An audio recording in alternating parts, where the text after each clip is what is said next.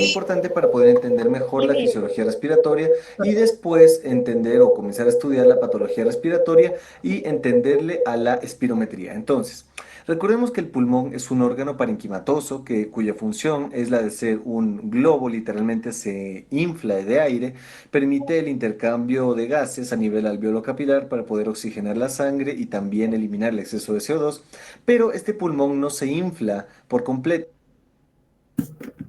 Bien, estamos hablando de la distensión, ¿no? A nivel pulmonar. Recordemos que para que nosotros aseguremos ese intercambio de gases, el intercambio gaseoso, debe haber un movimiento periódico de los pulmones, ¿no? Por eso se habla, obviamente, de estos movimientos fisiológicos que tienen que ver con la introducción de aire, en este caso con oxígeno, y la expulsión de CO2. Ni se desinfla por completo durante las respiraciones, sino que maneja distintos volúmenes siguiendo los requerimientos que necesite. Entonces, podemos ver en esta gráfica que esta gráfica compara el eje vertical es el volumen y el eje horizontal es el tiempo. Entonces, si una persona normalmente está respirando en reposo, es decir, estás tú viendo este video tranquilo, no estás hablando o estás dormido, manejamos volúmenes solamente de 500 mililitros. Esto sería inspiración, expiración, inspiración, expiración. Y eso se llama el volumen corriente, que apenas es un 500 mililitros. O sea, solamente esto utilizamos cotidianamente. Pero si nosotros quisiéramos inspirar lo más que podamos, o sea, por ejemplo, queremos meternos bajo la piscina a bucear y tomamos todo el aire que podemos, ese es el volumen de reserva inspiratoria, que ya equivale a unos 3000 mililitros. O sea, es mucho más que el corriente y es el que permite tomar esa gran bocanada de aire para aguantar por más tiempo. Después, abajo de los 500 tenemos el volumen de reserva expiratoria, que sería lo contrario. Sería después de que lo que normalmente exhalamos, ese poquito más que podríamos exhalar ya casi para quedarnos sin aire, que sería este de aquí, que es 1100 mililitros. Y finalmente el volumen residual, que es el que está acá, al cual no podemos acceder. Es un volumen que le da la forma a los pulmones, siempre está ahí, o sea, por más que queramos exhalarlo, botarlo, no podemos hacerlo, y que este solamente lo perderíamos al estar muertos, porque la verdad es que siempre va a estar ahí dándole la forma al pulmón. Ahora, veamos las capacidades, que bueno, las capacidades son el resultado de la suma de los volúmenes y tenemos cuatro de la misma forma. Así como tenemos cuatro volúmenes, tenemos cuatro capacidades que son la capacidad inspiratoria, que resulta de la suma del volumen corriente más volumen de reserva inspiratorio, o sea, 500 más 3000, 3500. La otra es la capacidad residual funcional, que es la suma del volumen de reserva expiratorio más el volumen residual, que sería todo lo de abajo, este de aquí y este de acá que 1100 más 1200, 2300, perdón. La otra y más importante es la capacidad vital, que es la capacidad que el pulmón tiene máxima de la persona viva, es decir, el volumen que nosotros podemos manejar voluntariamente, que sería las tres de arriba, la reserva inspiratoria, la corriente y la reserva expiratoria, que sumadas dan 4600, que es todo lo que nosotros voluntariamente podemos mover de aire de nuestros pulmones. Y si sumamos a estas tres, la última, que sería el volumen residual, sería la capacidad pulmonar total, que no la podemos mover en su totalidad, pero sería el tamaño, o mejor dicho, todo el volumen que puede caber en un pulmón, que es 5800 mililitros.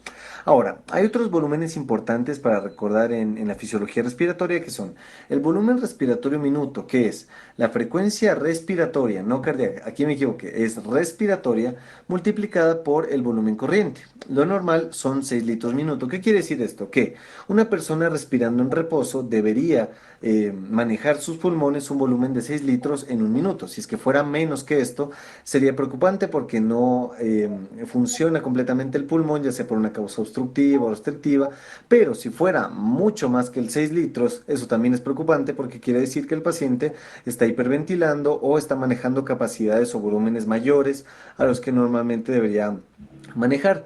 La otra es el volumen del espacio muerto. ¿Qué es esto del espacio muerto? El espacio muerto es todo el aire que ingresa a nuestro cuerpo, pero no es intercambiado, así que se le llama muerto porque en realidad no ayudó, no tuvo ninguna función y que es igual aire que ingresa, pero no hace el intercambio, pero se le divide en tres.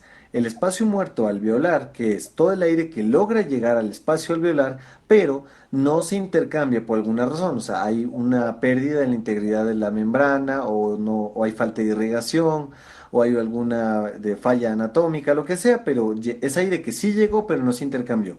El anatómico es aire que no llega, o sea, no llega al espacio alveolar y queda atrapado en las vías respiratorias superiores, es decir, el aire que nosotros ahorita tenemos en la vía respiratoria, o sea, en la tráquea, los bronquios principales, la laringe, los senos paranasales, la boca, la nariz, todo ese aire que no va a llegar al pulmón y que no va a cumplir su función, pero que de todos modos sirve porque este espacio anatómico empuja al aire que sí va a llegar a intercambiarse.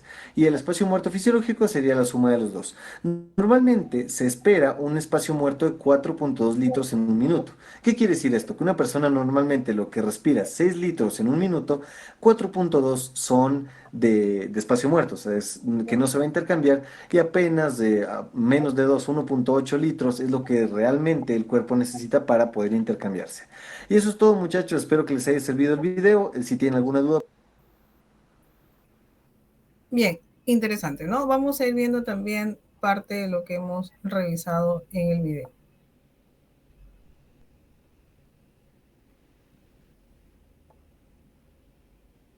Bien, los volúmenes para nosotros también es importante, ¿no? Ya recordemos que estos volúmenes me van a indicar mucho, podíamos medirlos, podemos valorarlos también. Voy a compartir. A ver, me mencionan si...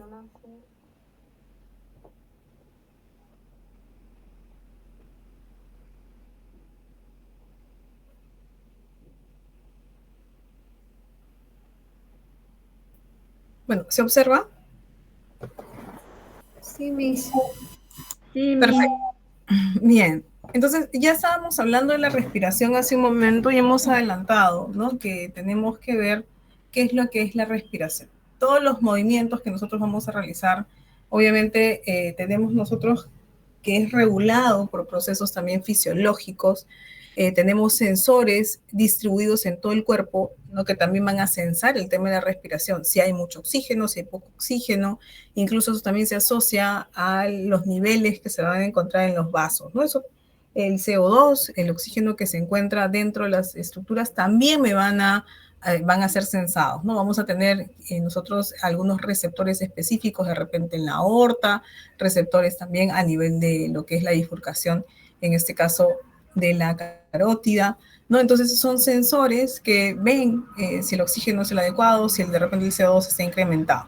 Entonces cuando hablamos de la regulación tiene que ver con el tronco cerebral, pero además tenemos nosotros que a nivel cervical aparece una estructura, ¿no? Estructuras que van formando, que son en este caso los nervios cervicales, que van dando ramos para formar el nervio frénico, y ustedes saben por anatomía que el nervio frénico va a inervar a lo que es el diafragma, ¿no? Músculo importante de la respiración. Entonces, cuando hablamos nosotros de lesiones, por ejemplo, medulares altas, ¿no? Un proceso o una contusión o una lesión cervical completa a nivel alto cervical, lo repetimos nuevamente, nos va a traer compromisos ventilatorios, ¿de acuerdo? Entonces ya tenemos nosotros también que que en el proceso de respiración intervienen sensores que van a ser periféricos y estructuras que pueden ser dañadas también de forma periférica, ¿no? Entonces, vamos a tener que, para que entendamos la respiración, es todo lo que nosotros vamos a hacer, esos movimientos que ayudan, en este caso de los músculos, que van a ser músculos principales inspiratorios, expiratorios, y existen músculos accesorios, que van a tener por función, en este caso, la entrada de oxígeno y la salida de CO2. Entonces, nuestro cuerpo requiere, ya hemos dicho, requieren, todas nuestras células, por su proceso fisiológico, requieren que ingrese oxígeno. Ustedes van a ver en las personas, la entrada de oxígeno involucra que el tórax se expanda. Van a haber movimientos torácicos y también movimientos abdominales, ¿no? Y la salida también, obviamente, hay un cambio. Entonces, estamos viendo que es dinámico, ¿no? El hecho de la entrada y salida, en este caso de aire. Tenemos que el organismo recuerden que puede estar regulado por procesos que involucran sensores, pero nosotros también podemos regular y controlar a voluntad la respiración, ¿no? Ustedes inspiran, expiran, y a veces esto ya se vuelve es involuntario, obviamente, y responde de forma dinámica a nuestros requerimientos, pero nosotros podemos, obviamente, incrementar o de repente cuando existe de forma voluntaria, ¿no? El hecho de la entrada de oxígeno en proceso de inspiración, retener, contener la inspiración, de repente por alguna actividad, estamos nadando, ¿no? Nos sumergimos, aguantamos y contenemos la respiración, algún mal olor que de repente percibimos también. Entonces, ya tenemos que la respiración para nosotros va a ser importante y vamos a encontrar tres tipos de respiración. Ya hace a un momento habíamos visto la respiración abdominal, ¿no? Y es una respiración que tiene que ver con el diafragma, es una respiración baja. Entonces, ustedes saben que el diafragma divide la estructura torácica de la estructura abdominal. Luego tenemos también la respiración Doctora, costal. disculpe. Hola, dime. Sí, no está avanzando. No está avanzando, está en fisiopatología anatómica, ahí se quedó. A ver, Respiratorio. voy a compartir nuevamente, ¿ya? Esto es lo que tiene de malo el Meet, que a veces cuando estamos compartiendo o hablando mucho, no se queda. A ver, nuevamente. Gracias por avisar. ¿Ahí se ve? Sí, tres son los tipos. Listo, sí, ya, ahí estoy. Por eso muevo y retrocedo, ¿ah? No es para marearlo, sino muevo y retrocedo para que se mantenga dinámico, ¿ya? Entonces aquí tenemos los tipos de respiración que habíamos mencionado, ¿no? Una que era abdominal, que tenía que ver con el abdomen, diafragmática baja. Otra ya que tiene que ver con los arcos costales, llamada también costodiafragmática, ¿no? Involucra los movimientos que corresponden a los músculos intercostales. Y una respiración clavicular o alta. En la respiración abdominal estamos viendo que esto es lo normal, ¿no? Hablamos ya de movimientos donde nosotros vamos a poder ver cómo se hunde, cómo se incrementa también el abdomen. Estamos hablando del abombamiento, ¿no? Del abdomen. Y esto tiene que ver porque el diafragma, como es dinámico, va a haber un descenso del diafragma. Este tipo de respiración es importante porque es una de las que puede producir también un efecto relajante, ¿no? En casos de repente de nerviosismo. Ustedes a veces trabajan con la respiración. Si estamos nerviosos, ¿no? Inspiramos y expiramos 10 veces para poder, obviamente, relajarnos, ¿no? Entonces, es importante para el relajamiento. Acá tenemos una imagen donde tenemos, obviamente, el abombamiento del abdomen y aquí tenemos ya la depresión del abdomen. La respiración costo o medial, ¿no? En este costal, que tiene que ver con los arcos costales. Entonces, esto también es importante porque estamos ya manejando no solamente la región costal, sino también estamos hablando de los músculos que están en esa región intercostal y además también el diafragma, ¿no? Este abomba el abdomen y vamos a ver también que expande lateralmente la pared baja de la caja torácica, ¿no? Y eso es lo que nosotros vamos a observar. En la respiración clavicular o alta, esto produce un desplazamiento de la caja torácica y en este caso tiene que ver con la parte superior, ¿no? Entonces vamos a ver que esto es, de repente es una respiración más compleja, ¿no? Y obviamente requiere más energía, ¿no? Y además, como si ustedes lo están viendo, que es una respiración alta, entonces, aparte de eso, no va a ser tan efectiva, ¿no? Entonces, para movilizar, obviamente, el aire que se requiere. Entonces, ¿hay alguna ventaja? De repente movilizamos la parte superior. Ustedes recuerden que vamos a encontrar en el pulmón una parte superior, ¿no? Que es apical, que también tenemos que ocultarla cuando estamos hablando de la región supraclavicular. Esta es una imagen de la respiración. Y tenemos también esta respiración que ya es completa. Es una respiración que no es usual, ¿no? No se suele presentar, pero aquí sí vamos a ver que existe la utilización de todos los músculos, hay gran elasticidad y movimiento también al máximo, el pulmón se va a extender, se va obviamente a llenar de oxígeno y esta distensión va a ser mayor, ¿no? Entonces combina los anteriores tipos de respiración. Tenemos aquí la respiración diafragmática, la respiración medio, también llamada diafragmática costal, que tiene que ver con el músculo diafragma que está en la parte inferior y además con los músculos intercostales, ¿no? Entonces, hablamos ya de la respiración, cómo ustedes pueden, obviamente, jugar con estos tipos de respiración, ¿no? Y aquí estamos hablando ya de la respiración diafragmática, costal y clavicular, que es la total. Los ruidos. Algo interesante y que habíamos mencionado al principio era el hecho de poder identificar los ruidos. ¿Qué tipo de ruido me va a indicar qué tipo de proceso patológico voy a presentar en el paciente? ¿Ya? Entonces, si ustedes escuchan, ¿han escuchado roncantes alguna vez? Los famosos roncos, ¿han escuchado? ¿Nunca han escuchado un roncante? ¿Un roncus? Sí, ronco. Claro, ¿no? Entonces en el Sí, ronco Miss. se escucha como si hubiera secreciones, ¿de acuerdo? Un sibilante han escuchado, alguno de Sí. ustedes, un sobrinito, alguien, ¿no? Ese sibilante es característico y por ahí lo dijeron sus compañeros, ¿no? Hay una inflamación de la mucosa interna y hay obstrucción para la salida y el ingreso de aire. Y se escucha como un pitito, ¿no? Entonces estamos hablando de los sibilantes.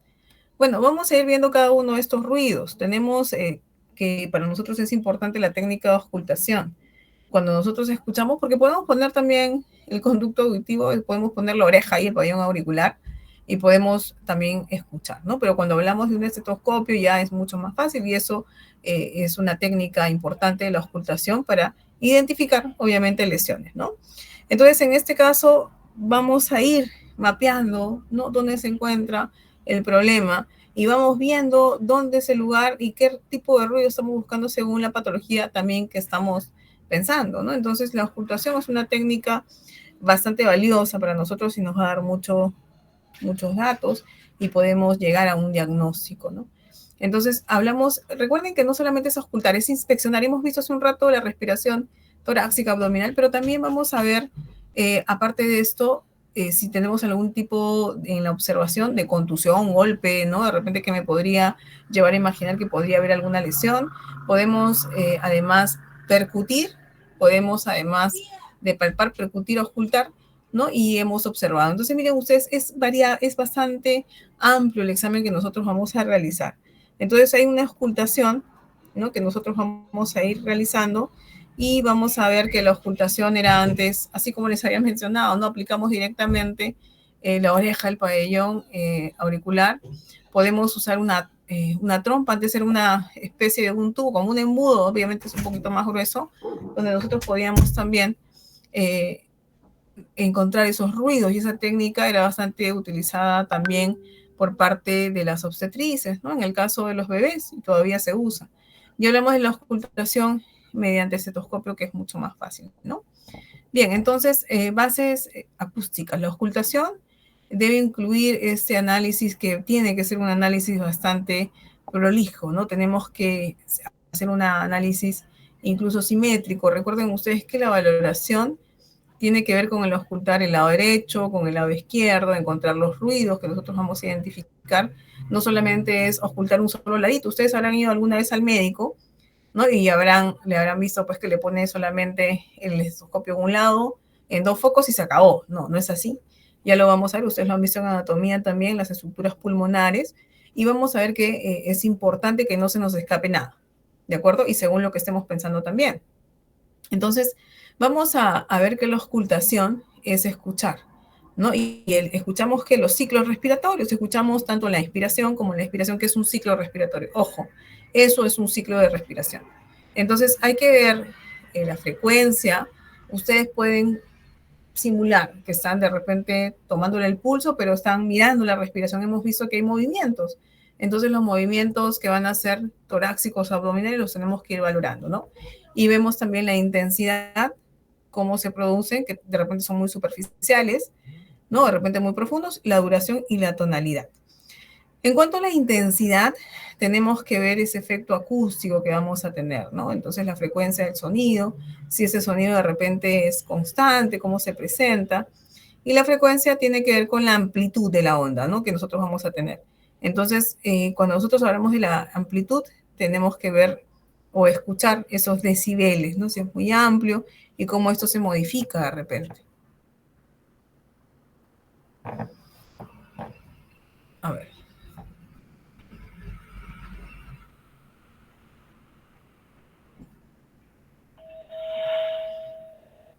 ¿Escucharon? Sí, Miss. Sí, un poco, Miss. Ya, perfecto. Eso tiene que ver con la intensidad. Bueno, aquí vamos a ver.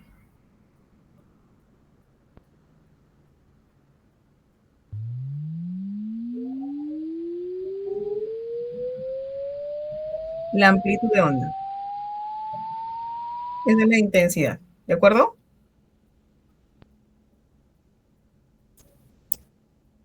Entonces, ya tenemos la intensidad y la frecuencia, ¿no? La intensidad del efecto acústico, no como cambia de frecuencia, entonces aquí vamos a tener ya la frecuencia, que es la amplitud de esa onda.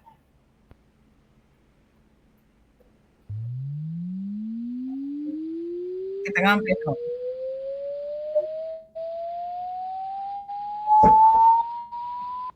¿Listo? Bien. Bueno, aquí ya estamos observando la percepción de algunos sonidos y efectos que se van a ir registrando, ¿no? Por el oído.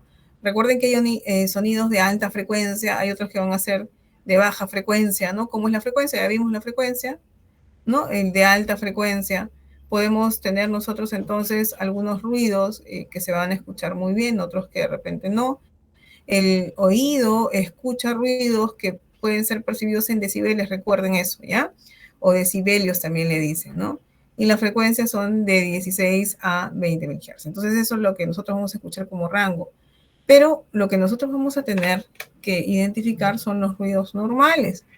Esos ruidos normales que nosotros encontramos, tenemos que saber cuáles son, porque eso también nos va a ayudar a identificar las patologías que nosotros podamos tener en el caso de los pacientes, ¿no? Entonces, los ruidos que se producen de repente a nivel de la tráquea, recuerden que la tráquea es un tubo, entonces ustedes van a ver que el aire tiene que ingresar, ¿no? Y suena obviamente como un ingreso de aire a ese tubo, ¿no? Tenemos que luego se subdivide en lo que son los bronquios primarios que van a estar fuera, en este caso del pulmón, ¿no? Y después tenemos ya los broncos vesiculares y luego tenemos el murmullo. Entonces estamos viendo nosotros la intensidad, obviamente la transmisión de ese sonido, y cada uno de estos va a darnos un indicio de qué patologías vamos a tener y los cambios que se van a producir y en qué estructuras también se van a ir produciendo, ¿no?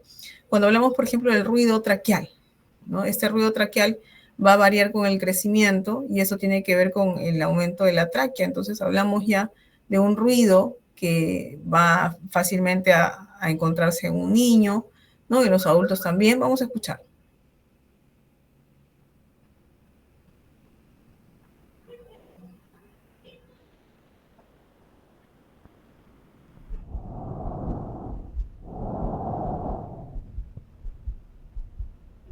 ¿Qué han escuchado? Es como lo que hemos mencionado, que por un tubo está pasando el aire.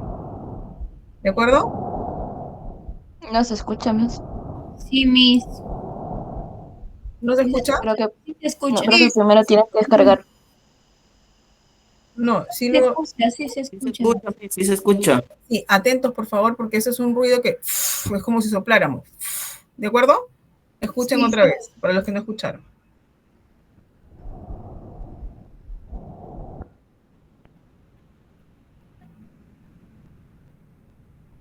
Ese era un niño, ¿no? Ahora viene el adulto que hemos escuchado ya más fuerte, ¿no? Hace un rato. Bueno, vamos a pasar aquí al del niño. Miren acá. Escuchen, perdón, acá.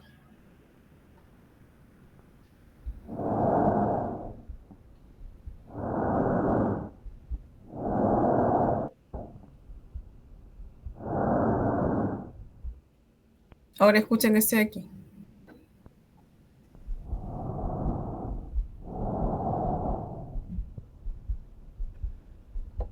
¿Por qué? El niño suena más fuerte, ¿no? Así es. ¿Por qué?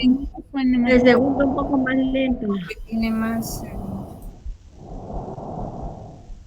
Es porque nosotros vamos, cuando ustedes, miren, ustedes tengan un tubo y pasa aire por ese tubo, mientras tenga menor diámetro, va a escucharse más fuerte. Pero si es más grande el tubo, o más de mayor diámetro más grande, se va a escuchar más lento. Entonces, en el adulto tenemos que ese diámetro es mayor, ¿no? La tráquea va a ser de mayor dimensión, por eso se escucha menor. ¿De acuerdo? Es menos el sonido. En el adulto, por el diámetro, obviamente, de la tráquea. ¿De acuerdo? Bueno, el murmullo pulmonar, ¿no? Esto sí es de baja frecuencia y también tiene baja intensidad, o sea, va a ser, tenemos que escucharlo sí o sí con un estetoscopio, ¿no? Entonces, es el sonido que llega hacia todo lo que es la pared del tórax y va a estar obviamente generado en los bronquios, ¿no? Entonces es importante porque nosotros vamos a ver qué pasa, va a ser después del filtro que ejerce sobre el pulmón, va a pasar hacia las paredes. Entonces, ¿cómo es esta inspiración? Vamos a ver este ruido.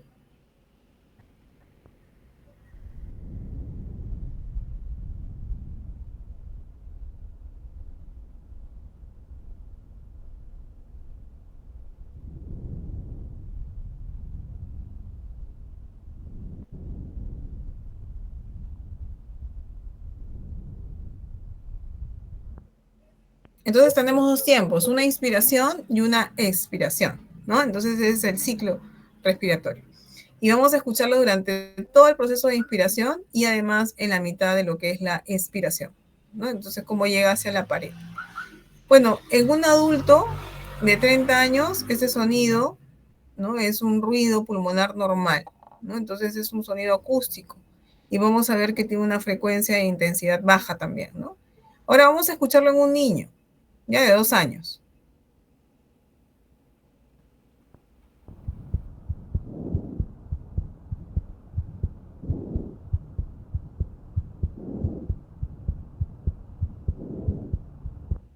Es mayor, ¿no? ¿Lo sintieron? Sí, me se Sí, escucha. es mayor. Muy bien. Entonces, ¿cómo se transmite la voz? ¿No? Nosotros vamos a ver que obviamente vamos a tener una ocultación y tenemos que ver que el paciente tenga que vocalizar las palabras, ¿no? Y vamos a escucharlas en el tórax, cómo se transmite. Ustedes ponen las palmas o las manos en la parte de la espalda y le dicen, por ejemplo, que diga 33. Y van a sentir esa vibración y cómo se transmite la voz normal y tiene que ser, obviamente, igual para los dos lados, ¿no? Vamos a ver.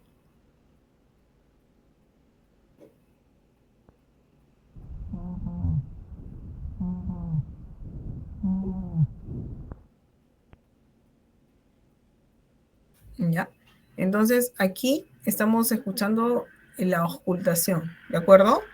Cuando nosotros ponemos la mano, también se escucha lo mismo, se siente o se percibe también, vamos a descargarlo nuevamente.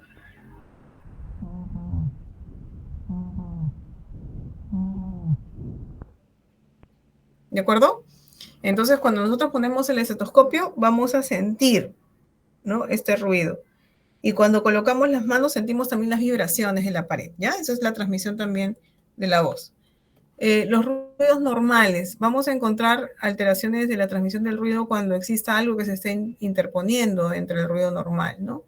Entonces, lo que vamos a ver en estos ruidos, lo que hemos mencionado hace un momento eran ruidos normales, ahora estamos viendo los patológicos, que tienen que ver con cambios de la estructura que me van a dar secundariamente las alteraciones de estos ruidos.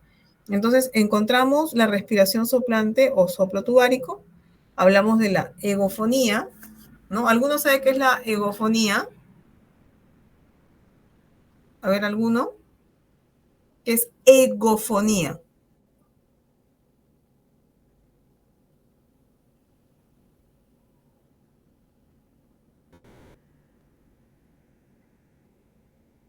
¿Alguno sabe? Es como un eco. Como un eco. A ver, ¿alguien más?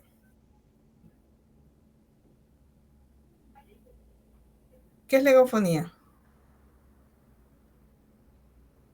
Pues ustedes escuchan una voz que va a ser de repente una voz media temblorosa, ¿no? Entonces, ¿qué viene a ser la egofonía en sí cuando evaluamos un paciente?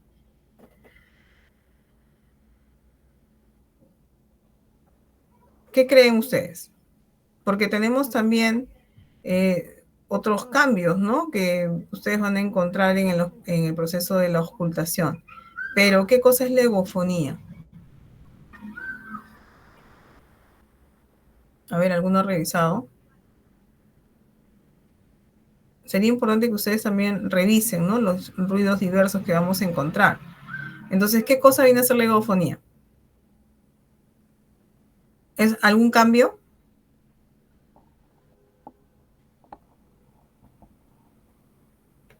La voz de un paciente, o sea, temblorosa.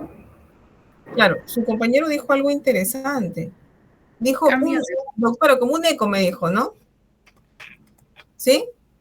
Entonces, Sí, ¿qué creen ustedes? cambio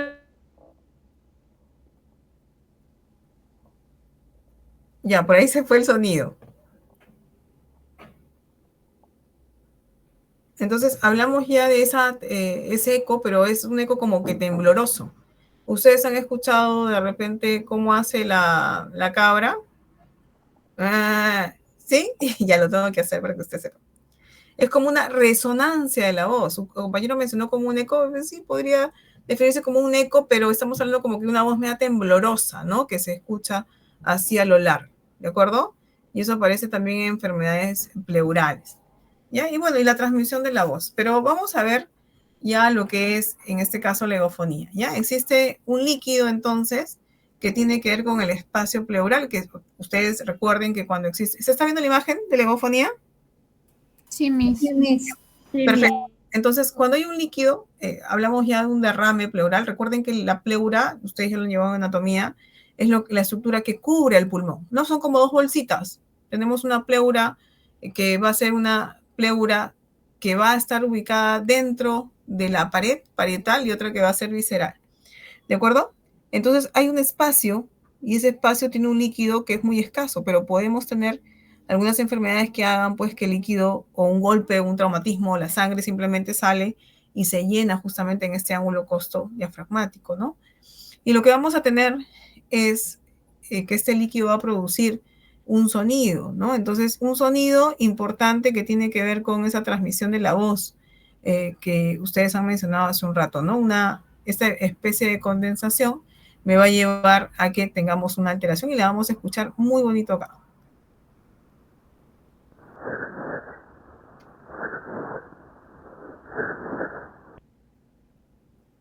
¿Sí? A ver, otra vez.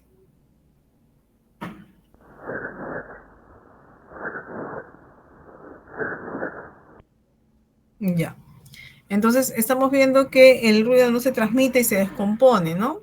¿De acuerdo? Esa es la eufonía. En la respiración soplante o soplo tubárico, ya en este caso los ruidos respiratorios que nosotros vamos a tener van a ser en los bronquios como que suenan como que la entrada de aire y la salida, ¿no? Entonces, cuando hablamos nosotros de un soplo, vamos a tener nosotros que estos ruidos también ocasionan entonces algunas alteraciones en el ingreso y si, bueno, vamos a escucharlo aquí.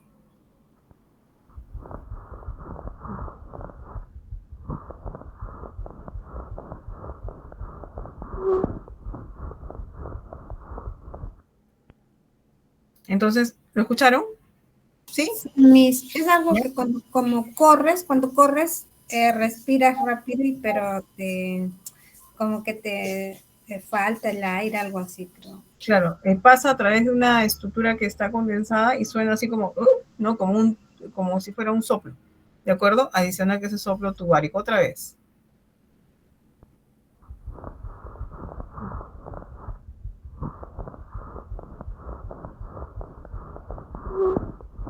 ¿No? Y hay un paciente que tiene neumonía. Si ustedes escuchan al principio, es como si ustedes, lo que les dije, ¿no? Frotaran los cabellos en la oreja y sienten ese sonido y después se escucha el soplo, ¿no? Tubárico, ¿de acuerdo? Sí. Bien, ya hicimos la egofonía, ¿no? La transmisión de la voz. Ya, broncofonía y neumonía, estamos hablando de un susurro también. Entonces, en este caso vamos a ver, la transmisión de la voz es importante porque nosotros vamos a ver que a veces podría encontrarse alterada, ¿no? Esa transmisión de la voz. Entonces, cuando hablamos de condensaciones pulmonares, ¿no? ¿Qué pasa con la voz? Si tenemos líquido, ¿qué pasa con la voz? ¿Pasa o no pasa? Entonces, eso también es un signo. Aquí vamos a encontrar la a ver, aquí.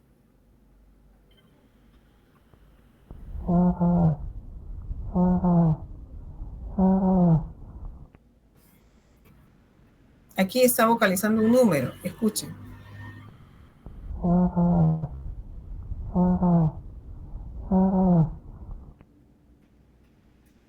Bien, en la neumonía, a ver, con el susurro.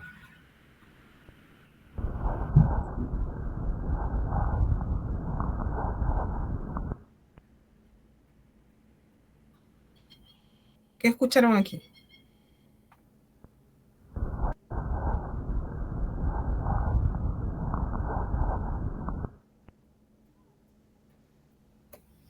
Bueno, ¿se escuchó? ¿Sí? Sí. Igual ese sonido de los cabellos que le había mencionado, ¿no? Otros ruidos que van a ser ruidos que van a estar agregados, pero no van a aparecer de pronto, sino van a ser ruidos que van a ser continuos, ¿no? Y lo que les mencionaba hace un rato, por ejemplo, el roncus, ¿no? A nivel del bronquio, los sibilantes y el estridor. Ya son ruidos que son importantes también. Bueno, el roncus, vamos a ver, el roncus es un ruido de baja tonalidad. Ya, y vamos a encontrar que esto va a estar presente en el adulto con mayor frecuencia. Aquí vamos a escuchar.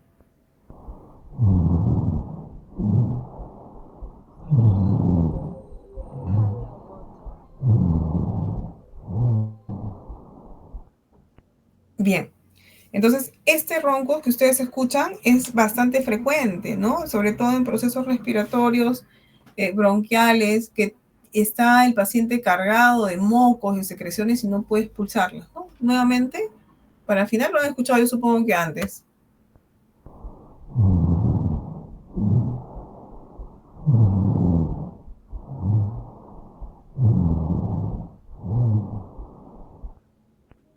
Bien, se escuchó bonito. Ahora, algo que sí me interesa también es el tema de los sibilantes, ¿no? Los sonidos que ustedes van a tener, que es como un silbido, ¿no? Y es, por eso es que se le dice sibilante, semeja ese silbido.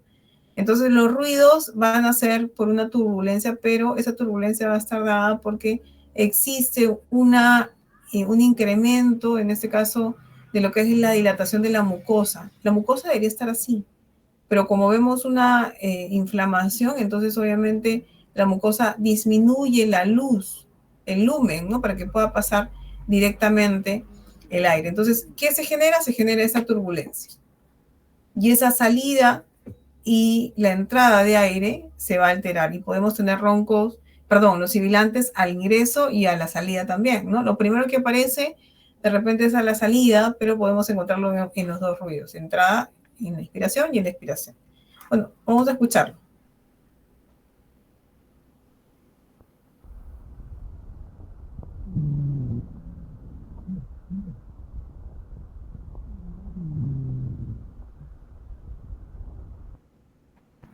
¿Lo escucharon? ¿Sí? Repítalo, Miss. ¿Otra vez? Sí, Miss. Ya, veo otra vez.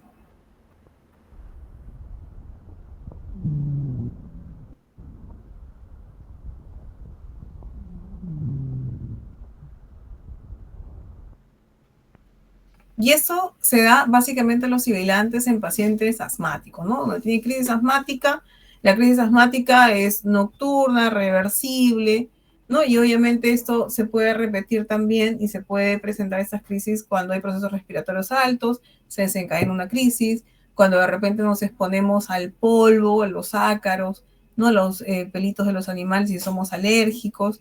Entonces es bastante frecuente, sobre todo en los niños.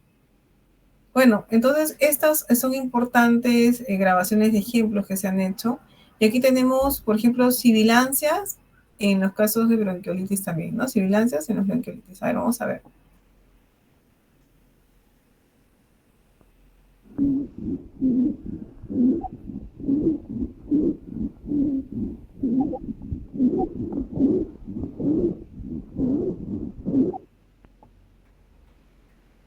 A ver, otra vez.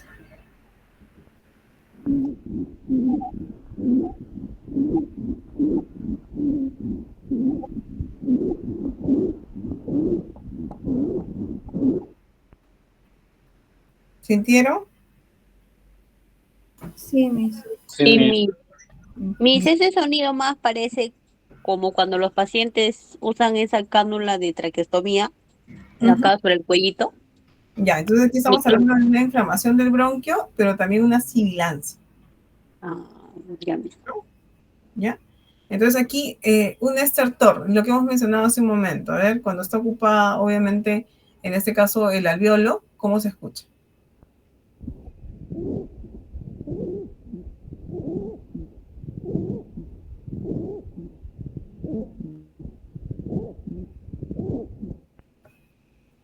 ¿Sí? ¿Se escuchó?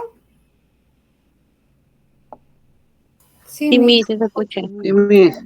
Interesante, ¿no? Como si ustedes los cabellos los llevaran al oído y hicieran ese sonidito, ¿no? Bueno, las sibilancias en un niño asmático acá va a ser más intenso. Miren, escuchen.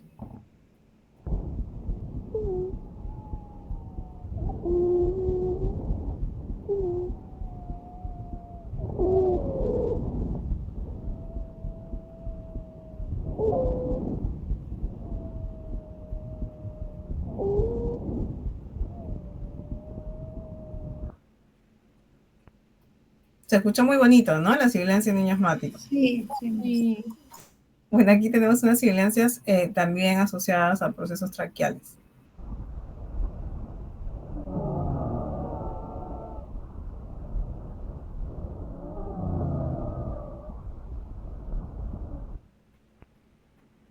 Bueno, también se escucha muy bonito. Ahora, lo que vamos a ver es muy frecuente, ¿no? En este caso, el hecho de tener algunos cuerpos extraños. Ya vamos a escuchar cuando existe un cuerpo extraño en la vía respiratoria alta.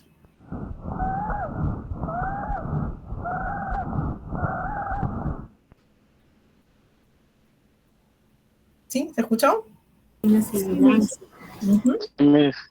Bien, entonces vamos a tener algunos estertores que van a ser estertores húmedos también. Y esos estertores húmedos tienen que ver con la presencia de contenido en el alveolo, ¿no? Estamos hablando ya de líquido, ¿ya? Bueno, acá está el estridor, ¿no? El estridor, que es el sonido de alta intensidad que nosotros vamos a escuchar en la inspiración, y esta tiene que ver con el aumento de las turbulencias también, ¿no? Aquí estamos viendo lo normal, el pasaje normal, y aquí estamos viendo el estridor, ¿no? Entonces han escuchado también el estridor laringio, que es arriba.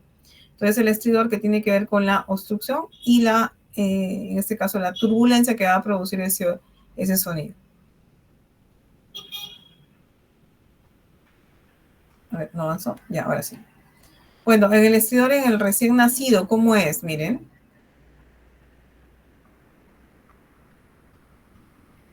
Ay, lo bajé.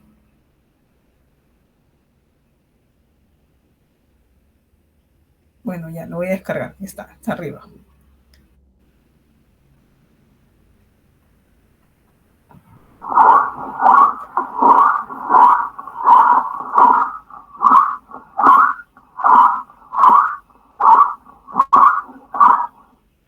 Bueno, es alto, ¿no? Y ya estamos escuchando que existe bastante compromiso, ¿no? En la vía respiratoria. Bueno, anillo vascular.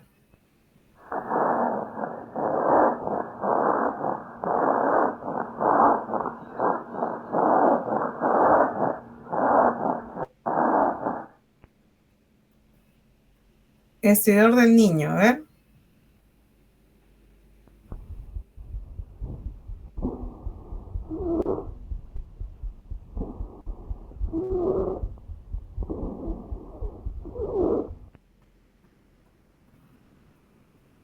Bien. Acá tenemos otros ruidos agregados que van a ser discontinuos, ¿no? En este caso, habíamos hablado ya de los estertores, los crépitos, ¿no? Y vamos a ver, en este caso, bueno, los frotes pleurales. Acá está flotes, no hay frotes pleurales, ¿ya? Bueno, los crépitos es cuando ya hemos visto que el alveolo se va a llenar de contenido, ¿no? En este caso, los crépitos son ese ruido crujiente y puede ser fino, puede ser grueso. Cuando nosotros vemos que el ingreso de aire no llega, obviamente, llega al alveolo, pero no llega a cubrir totalmente la dilatación del alveolo. Entonces estamos escuchando ya algunas intensidades importantes y tiene que ver también con el compromiso, ¿no? El tipo de diseminación que vamos a tener, y estos crépitos van a tener que ver con la entrada de aire, ¿no? Se producen justamente cuando ingresa el aire, y vamos a ver que hay como que un choque ahí, ¿no? Entre lo que es el aire y lo que es el líquido, que puede ser la neumonía, puede ser sangre. Vamos a ver algunos elementos que puedan estar moco también, ¿no? Entonces vamos a escuchar algunos ejemplos de crépito que podemos nosotros percibir. ¿Sí? ¿Lo escuchan? Es como frotar los cabellitos. No, ese es en el niño, ¿ya? Ahora vamos a escuchar en el adulto. Proceso de neumonía, por ejemplo.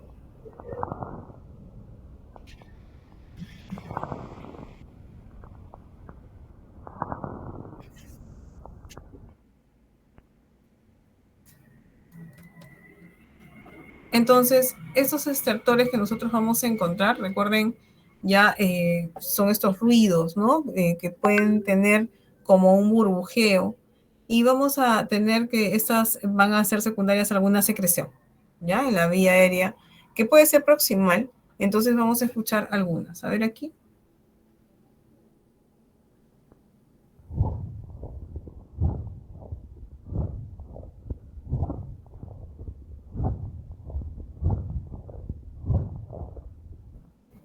¿Ya? Entonces hablamos, ¿se acuerdan hace un rato de estertores húmedos y estertores secos?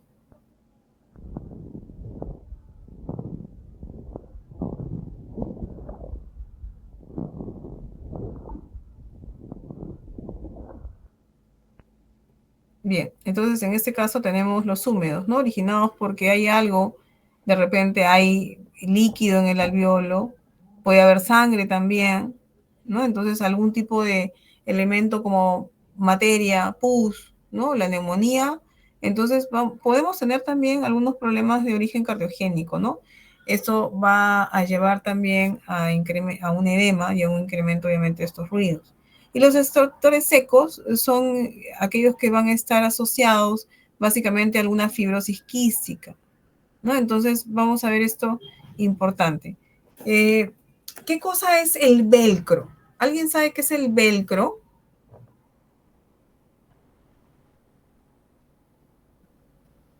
¿Qué es el velcro?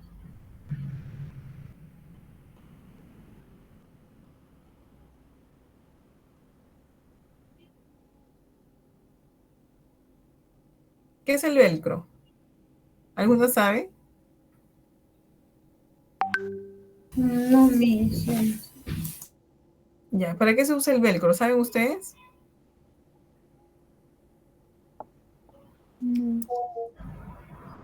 Tenemos que el velcro son algunos discos adhesivos, ¿no? Entonces, o algunos adhesivos, y cuando se separa eso, entonces aquí hablamos ya de la separación justamente de esa estructura que ya está media seca, ¿no? Porque no está húmeda. Entonces, al separar ese adhesivo, nosotros vamos a escuchar este ruido. ¿Ya? Por eso se habla de ello.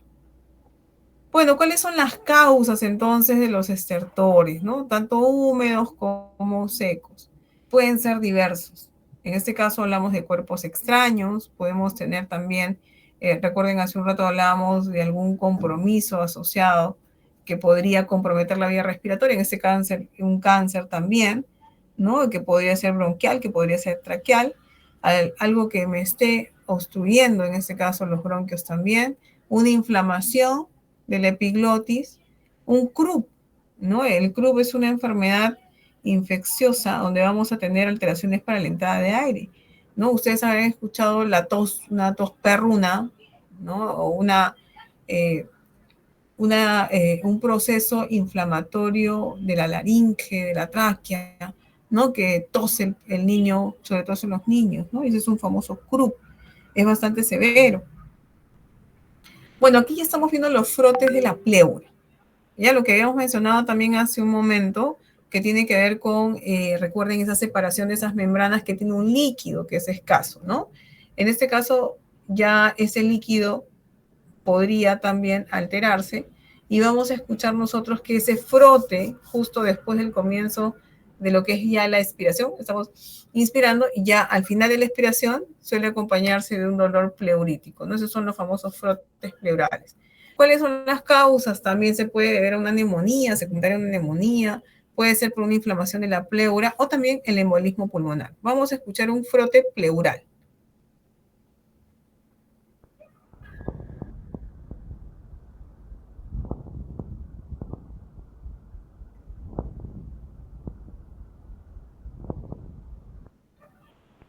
¿Sí? Ahí estamos sintiendo que existen esas dos membranas que teníamos, la membrana tanto pleura parietal como visceral, hay como que están rozando, ¿no? ¿Eso se escuchó? ¿Sí? ¿Lo sintieron? Sí, Miss. Ya, muy bien. Bueno, y aquí aparece una prueba interesante que es la espirometría. ¿Ya? La espirometría incluso se ha convertido en una herramienta para ver función pulmonar, ¿no? Muchas empresas, incluso que hacen evaluaciones periódicas a sus trabajadores, incluyen dentro de las pruebas funcionales a la espirometría. No es indoloro, es una prueba bastante, necesita bastante colaboración del paciente, ¿no? Porque la persona tiene que colaborar. Entonces, cuando nosotros hablamos de la espirometría, para nosotros nos va a dar valores tanto restrictivos, ¿no? Como obstructivos. Entonces, una persona normal tiene que valorarse tanto la salida como la entrada y cuál es la capacidad vital, y eso es lo que hemos visto en el video. ¿Ya? Entonces, eso es lo que vamos a ir viendo y tenemos que interpretar básicamente cómo es una espirometría. Eso ya lo veremos, creo que en la próxima clase, pero aquí es para ver cómo el equipo, el espirómetro, tenemos al colaborador, tenemos a alguien que siempre va a estar, obviamente, dándole indicaciones al paciente, tomando el registro, ¿no? Y tenemos que poner un clamp a nivel de las vías respiratorias, ¿no? La nariz. Entonces, el paciente tiene que soplar lo máximo, inspira y tiene que expirar, ¿no? En este caso, vamos a tener un registro de ello, ¿no? Entonces, ¿qué es la espirometría? Es un estudio que habíamos mencionado que se utiliza para ver función pulmonar, ¿no? Y vamos a ver la cantidad de aire que puede tener los pulmones y la velocidad de la inhalación y también la exhalación durante la expiración. Entonces, todo eso se va a registrar, pero estamos viendo que necesitamos la colaboración, en este caso, del paciente, ¿no? Hay algunas restricciones, sí, donde no podemos utilizar o hacer esta evaluación. Entonces, si el paciente, por ejemplo, no colabora, no se puede realizar el examen, ¿no? Y nos ayuda incluso a diagnosticar de repente algunas enfermedades, ¿no? Y además a hacer un seguimiento. Entonces, cuando hablamos de repente de la vía obstructiva, ¿no? Que una EPOC, una enfermedad pulmonar obstructiva crónico, entonces también esto nos ayuda a ver la gravedad incluso de la obstrucción. ¿Para qué es? ¿Por qué se realiza esta prueba? Ya habíamos mencionado algunas cositas importantes, ¿no? Que tiene que ver para ver función pulmonar.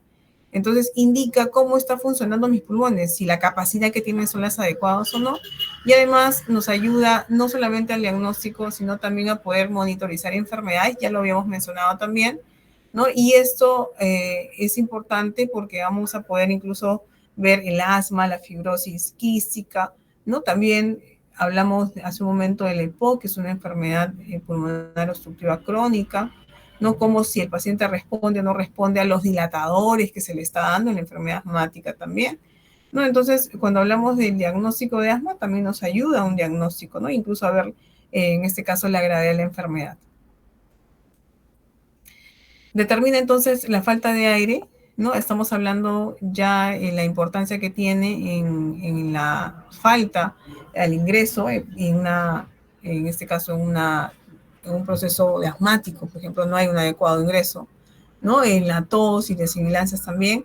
Hay un monitoreo que se realiza en el tratamiento de los problemas respiratorios, cómo está yendo el inhalador, lo mencionábamos, de repente en el EPOC también, ¿no? Si está yendo bien el paciente, no está respondiendo adecuadamente.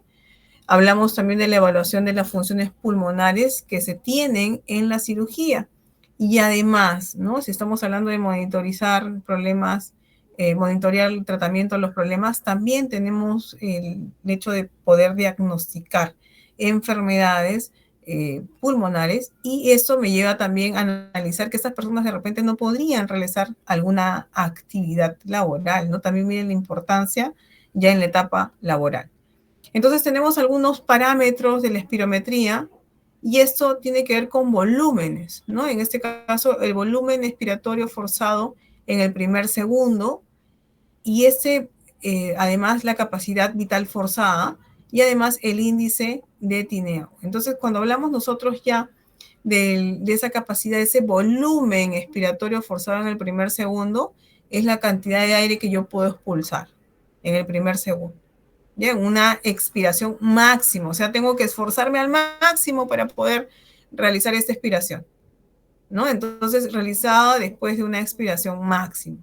Entonces, es importante porque nosotros vamos a poder ver respuestas, ¿no? Y la gravedad incluso de la obstrucción.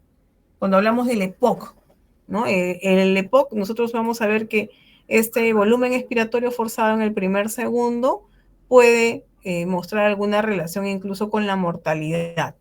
Si tenemos alguna dificultad, entonces eso también me puede dar una pauta interesante para los pacientes, ¿no? Que pueden tener diferentes manifestaciones clínicas. Entonces, el EPOC es una enfermedad que causa una obstrucción pulmonar y obviamente restricciones en cuanto a la capacidad del paciente. Entonces puede estar asociados a otras enfermedades, incluso, ¿no? De repente el paciente es obeso, de repente el paciente tiene enfermedades cardíacas, de repente tiene enfermedades de tipo embolia. Entonces, cuando hablamos ya de este examen, nos ayuda incluso a ver si hay un mayor daño, mayor probabilidad de presentar alguna dificultad respiratoria severa, ¿no? Entonces, la capacidad vital forzada es la máxima cantidad de aire que se puede movilizar justamente en ese ciclo ventilatorio, ¿ya? Entonces, de manera forzada y con máxima rapidez, y vamos a ver nosotros cómo se puede producir, ¿no? Y luego aparece este índice que es justamente entre los anteriores, que era el volumen expiratorio forzado en un minuto, en un segundo, perdón, y hablamos de la capacidad vital forzada. Entonces, esto me da un índice, ¿no? Y ese índice es la relación del porcentaje de la capacidad forzada que se expira en el primer segundo. Y eso también me ayuda a tener en cuenta ciertos parámetros, ¿no? En valorar, obviamente, algunas capacidades funcionales en el paciente. Bueno, aquí tenemos la espirometría simple, ¿ya? La inspiración máxima. Entonces se expulsa todo el aire de los pulmones durante el tiempo que se necesite, se va a eliminar todo el aire, ¿no? Y vamos a tener algunos volúmenes que van a ser estáticos y otros que no son estáticos. Y esto es lo que ya vimos hace un momento. ¿Se acuerdan? En el videíto que ustedes revisaron. ¿Qué vimos? ¿Qué cosa era el volumen corriente? ¿Recuerdan? ¿Qué cosa era el volumen corriente? Inspiración y expiración. A ver, eso es la inspiración y la expiración. Tenemos aquí un volumen que es un volumen residual. ¿Lo ven? ¿Se moviliza ese volumen residual?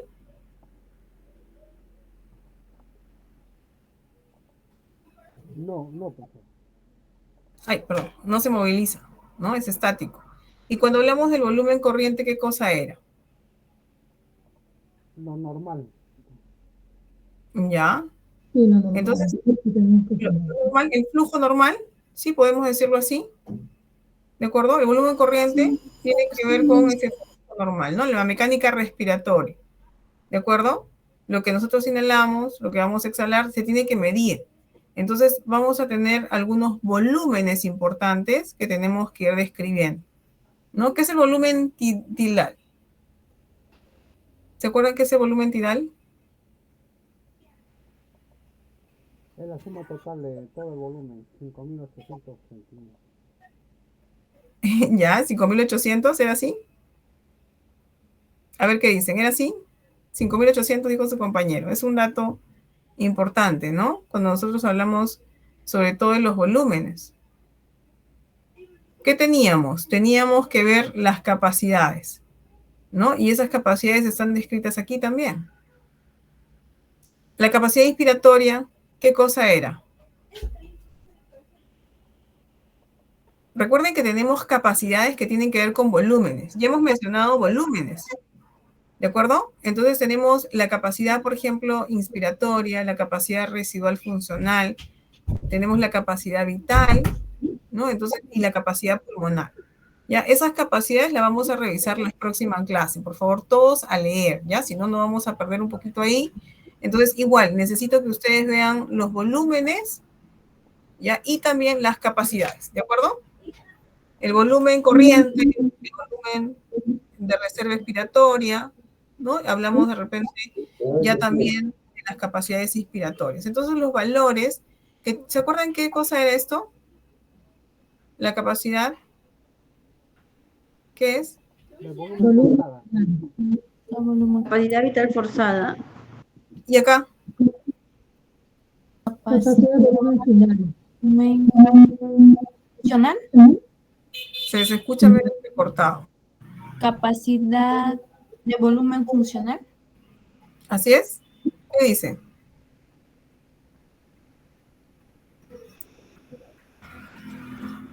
Entonces tenemos que conocer las capacidades, ¿no? Y los valores que nosotros vamos a tener. Entonces, la capacidad vital,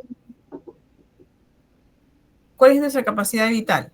Una persona normal expulsa el primer segundo entre el 70 al 80% de la capacidad vital, ¿no? Y un niño es mayor, de repente puede ser hasta un 80%. Entonces, tenemos que aprender a interpretar, ¿de acuerdo? Entonces, cuando nosotros hablamos de CBF, ¿qué cosa es? 1, ¿qué cosa es?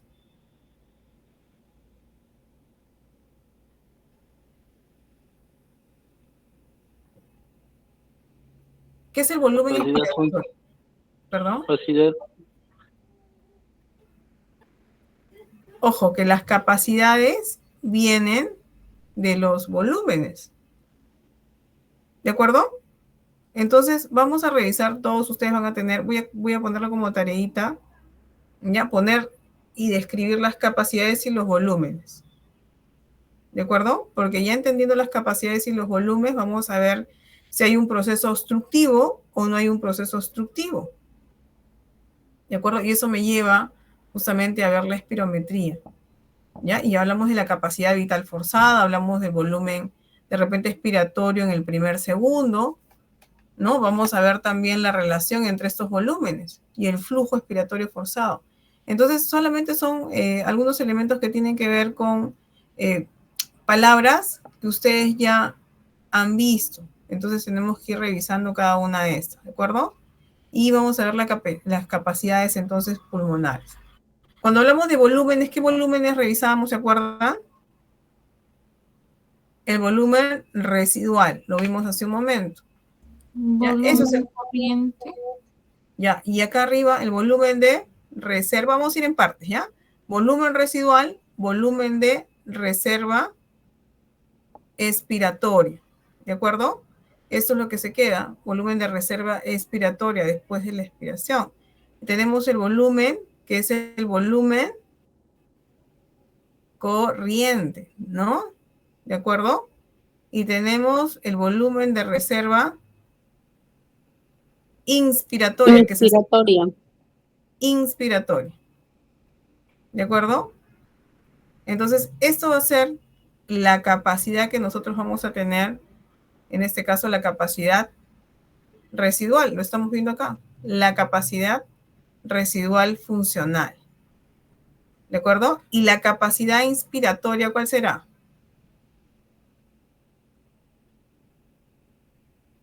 ¿Cuál será la capacidad inspiratoria? Todo esto. ¿Sí? ¿Y qué involucra la capacidad inspiratoria entonces? El volumen corriente, el volumen corriente y la, muy bien, ¿y qué más? Y esto. ¿Qué cosa era esto? El volumen de reserva inspiratoria. ¿De acuerdo? Estamos viéndolo bien, ¿verdad? Sí, Tenemos el volumen corriente, que es esto, y el volumen de reserva expiratoria. ¿De acuerdo? ¿Y qué es la capacidad vital?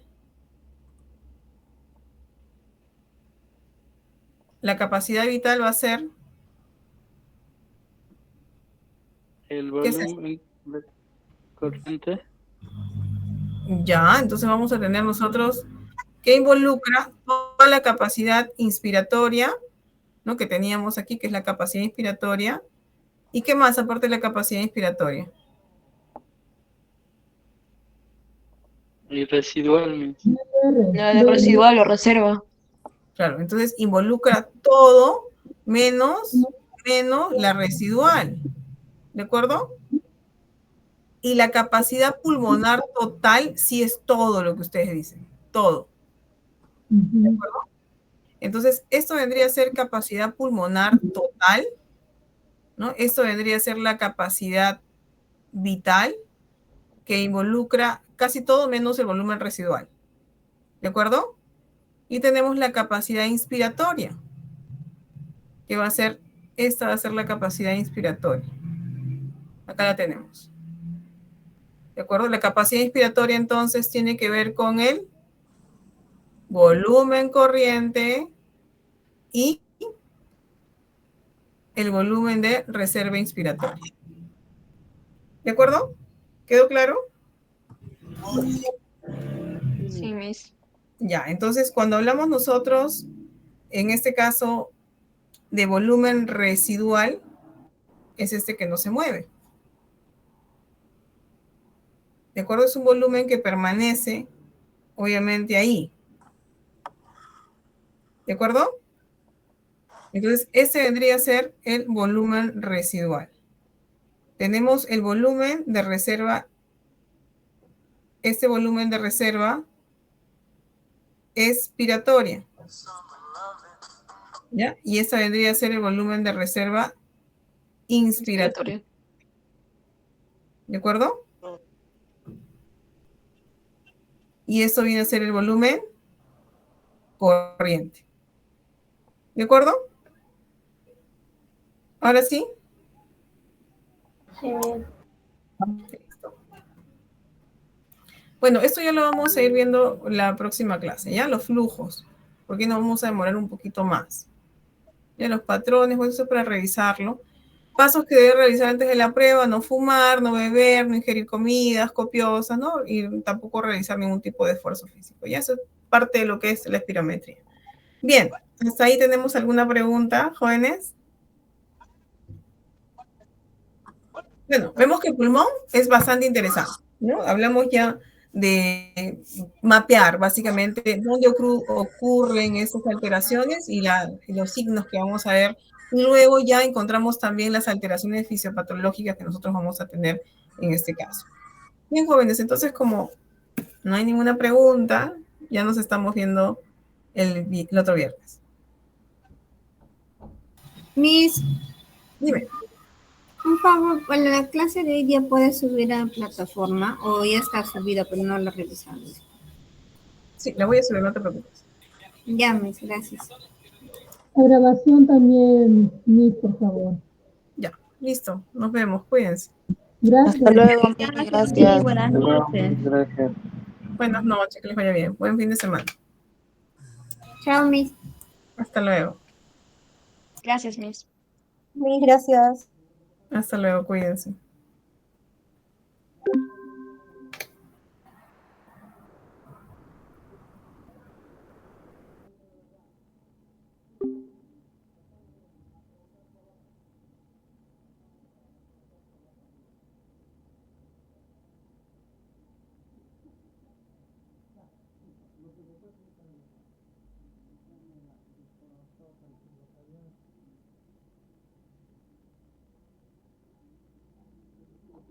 El millón, acá no está.